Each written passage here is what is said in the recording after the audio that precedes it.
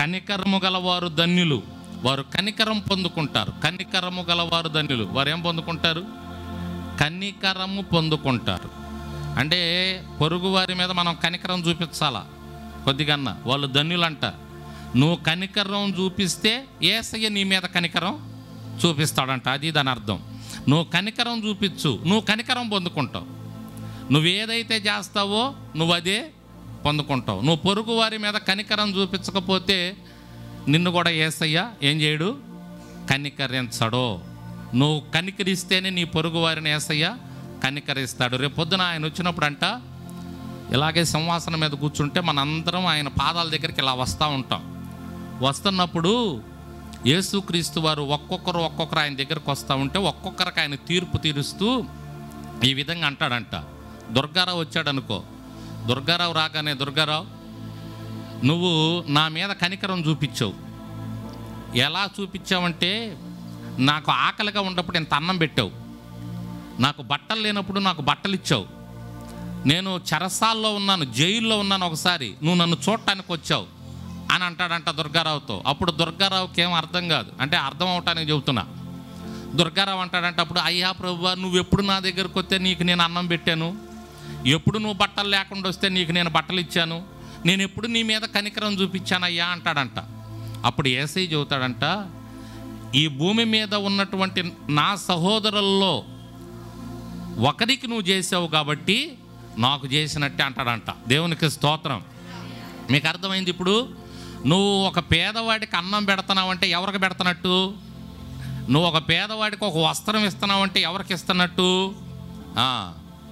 మనం ఎవరికి పెడతాం తెలుసు? అన్నం మన లెవెల్కి తగ్గిన వాళ్ళకే పెడుతుంటాం, వాళ్ళనే పిలుస్తుంటాం. బీదలకు పెట్టాం. మనం మన లెవెల్కి తగిన వాళ్ళకి పిలిచి వాళ్ళకి అన్నం పెట్టి, ఓ నేను అన్నం పెట్టానని సంకలు గుద్దుకుంటుంటాం. యేసయ్య అంటాడు, వారికి కాదు నాయన, కనికరం ఎవరికి చూపించాలో వాళ్ళకు చూపించు.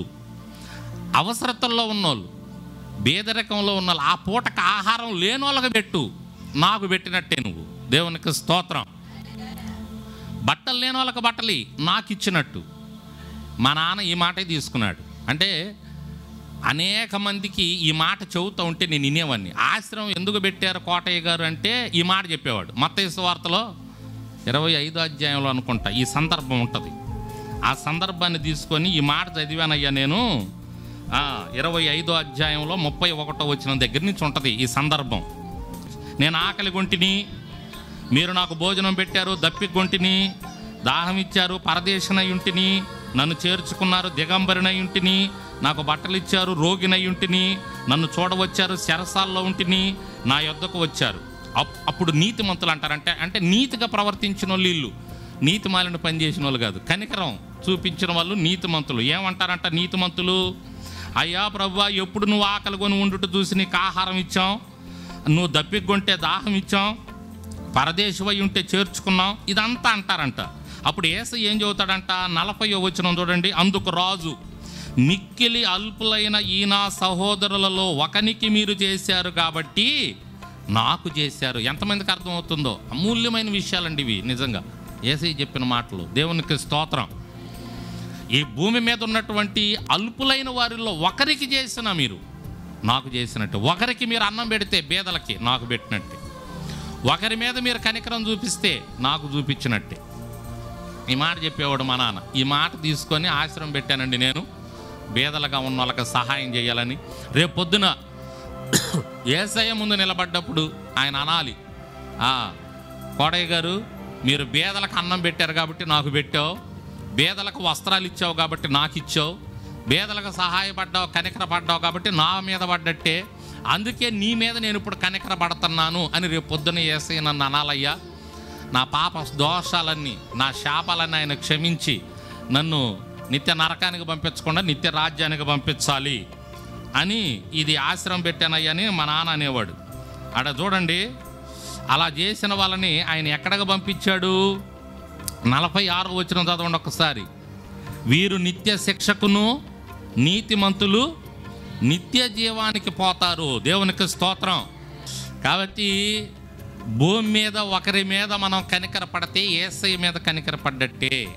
ఒకరికి బేదలుగా ఆకలితో ఉన్న వారికి ఒక ముద్ద అన్నం పెడితే యేసయ్యకి అన్నం పెట్టినట్టే. ఇక్కడ వస్త్రాలు లేని వారికి ఒక్కరికి ఒక వస్త్రం ఇస్తే యేసయ్యకి ఇచ్చినట్టే. కాబట్టి మనం ఈ భూమి మీద కనికర పడితే యేసయ్య మన మీద కనికర పడతాడంట. ఇది రెండవ ధన్యత. కనికర పడండి. సహాయం పొందగలిగినటువంటి వాళ్ళు ఉంటే ఇంత కనికరం చూపించండి వాళ్ళ మీద. కఠినంగా ఉండబాకండి. రాకడ దినాల్లో కఠినం ఎక్కువైపోయింది, కఠిన మనసు ఎక్కువైపోయింది. మా అడ్రస్ చేజర్ల పునీత్ కుమార్, మెస్సియ మందిరం, హరిప్రసాద్ నగర్, దండుబాట రోడ్, చీరాల, పేరాల.